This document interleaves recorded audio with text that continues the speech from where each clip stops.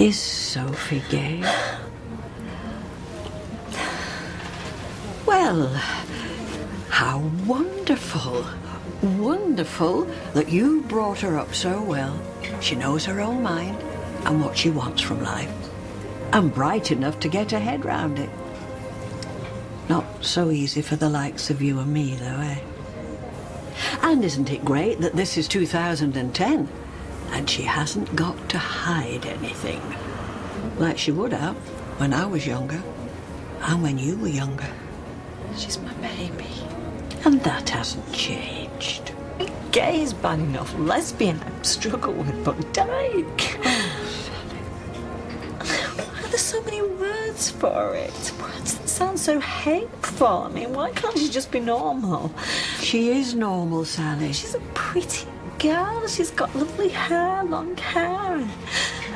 She wears makeup. Oh, Sally. I can't be honest with her. I can't tell her I'm struggling with it. If I tell her the truth, she's gonna run off again. And pretending is just killing me. Look, we know it's hard to get your head round. Don't think it never knocked us for six. But they love each other. And you think this is all right, dear? So what if I do? There's no law against it. I'm over it. I wash my hands of you. Yeah, snap! You're not my daughter anymore. I've got no problem with our Sian being a gay. Each to their own, I say. You know where I am if you need me, love.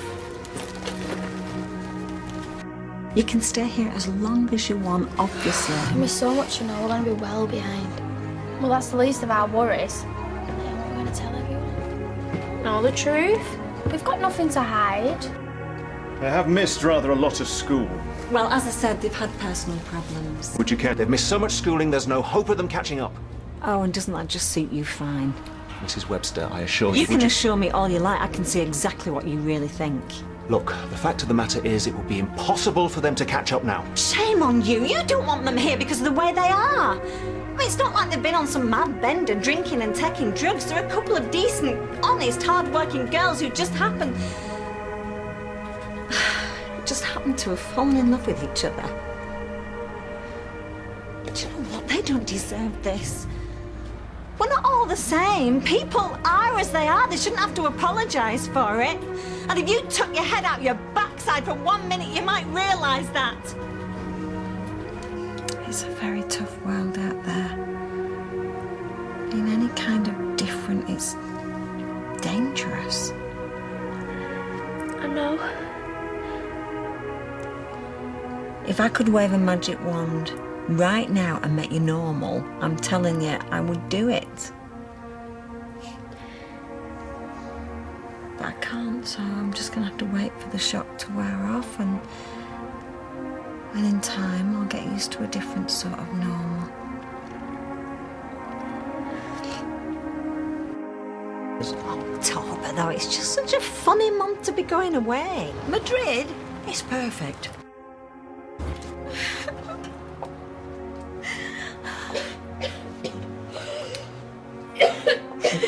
What happened? The grill caught fire and it all went up in flames. Just look at my clothes. Never mind your clothes, look at the flaming kitchen. Well, you're just gonna have to pay for it to be redecorated. So what do you think? Think you got away with it, yeah? I can't believe that. What, you thought we was the two most popular girls in college? The ones everybody wanted to be with? We're the two people most definitely don't want to be with. Yeah, or they'll get called the same names as we do. Like what? Well, you know, also just like lesbian, but like, oh, stay away from them too. Because you never know who they might fancy next. Newsflash, Dad, your little girl is 16. Sensible has left the building.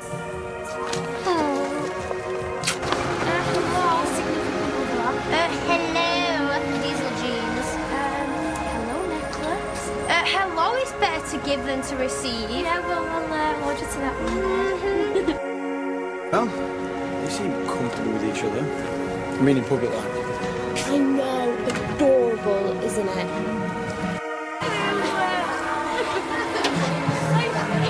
Oh, what? She is kissing.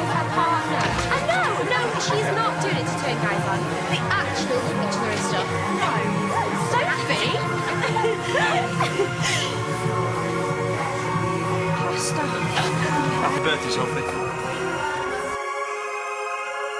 That we're madly in love and there's nothing you can do about it, so naffa. I was just wondering if we should have a little chat before we meet this evening. Look, if it was about the other night, then... It is, actually. Because of this, God gave them over to shameful lusts. Even their women exchanged natural relations for unnatural ones. Shameful. Yeah, don't worry about the language. Yeah, but unnatural, though. Come on, you can't get away with that these days. Exactly, it's well out of date. Of course it is, I know. But what Paul is talking about, in a more general sense, is sin. When people abandon God in greed or in anger, in deceit. So it's up there with deceit, our relationship. Look, these are impulses most of us are guilty of countless times a day. But we haven't abandoned God. I know, feelings aren't condemned. The trick is not to act on them. Sometimes we have to sacrifice our own desires to honour Him. And I know that some people choose to live this way. You see, I thought that it was all equal, but I must have misunderstood that. God puts temptation in our way to test us, to make us prove our love for Him. But the church isn't rejecting you. It isn't. Look, things have moved on, okay?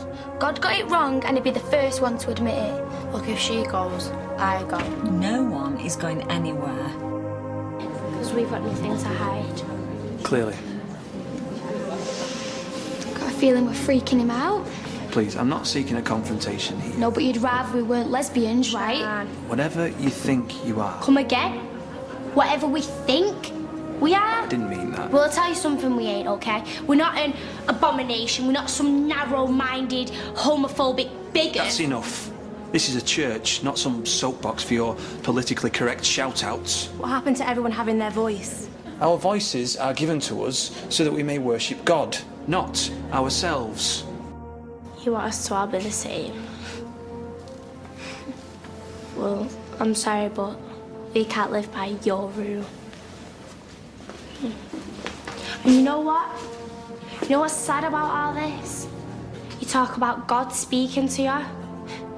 You only hear what you want to hear. You're the loser in all this, not us.